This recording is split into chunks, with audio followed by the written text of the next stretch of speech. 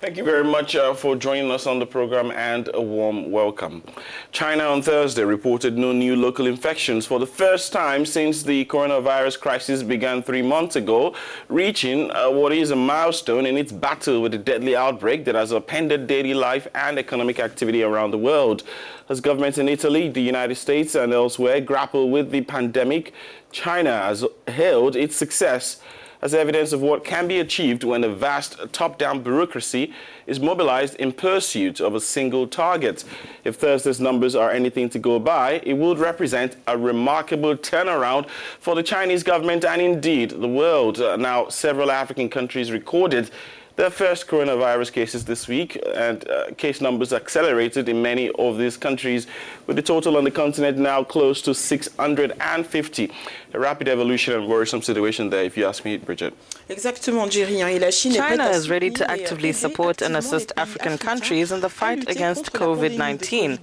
This is according to the Chinese Foreign Ministry spokesperson, who said this at the conclusion of a video conference organized Wednesday between experts and officials from China and 24 African countries. For 3.5 hours, the Chinese experts clarified the characteristics and trends of the COVID-19 and shared China's experience in pandemic control and clinical treatments. The African side welcomed the progress made by China in the fight against the coronavirus. So how could this success be adapted on the African continent? That is the question for now, Jerry. Indeed, and our senior journalist, Ronald Kato, caught up with the Chinese ambassador to Uganda, Zeng Zukiang, in Kampala, as Uganda's President Yoweri Museveni issued strict measures to prevent coronavirus cases in the country. And Ronald asked him how China's successes in combating the virus can be replicated in Africa. Let's take a listen.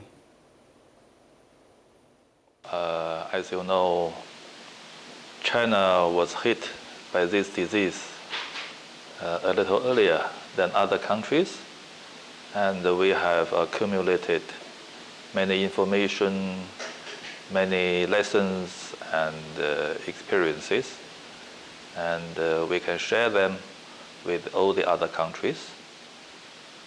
And I think everyone watched China several weeks ago, 1 month ago, 2 months ago. And what we did is to mobilize all our resources. The first is unified and effective leadership. And the Chinese government announced this is a war against a virus. We must conduct this campaign as a war. So during the war, we must mobilize all the resources to fight the enemy. Because this virus is an unknown disease. No one knows where and how it will develop. So we must take very, very strong measures.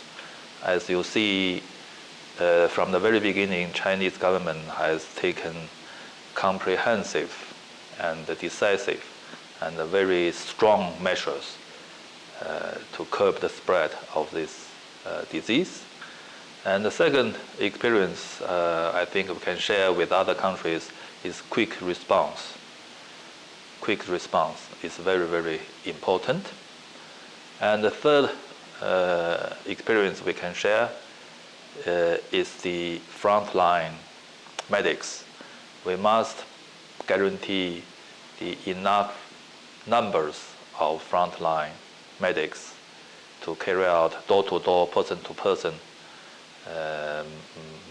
monitoring and service to find out all those affected or infected and to call them back to the hospitals and to isolate all that should be isolated.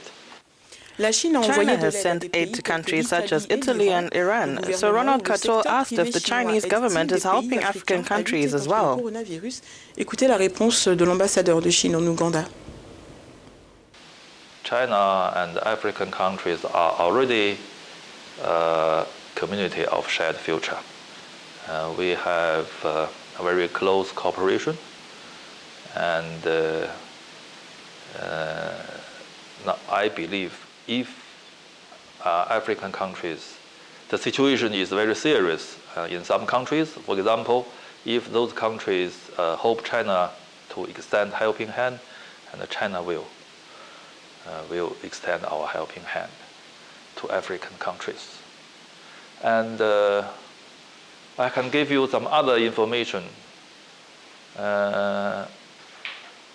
Chinese government has already provided assistance to African Union. And up till now, China has provided 12,000 testing kits to African Union. I think Uganda can also benefit from the distributing plan of African Union.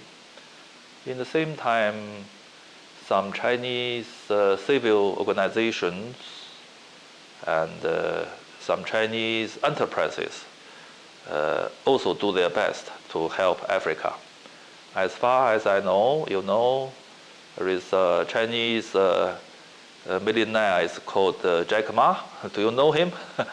And his foundation has decided to provide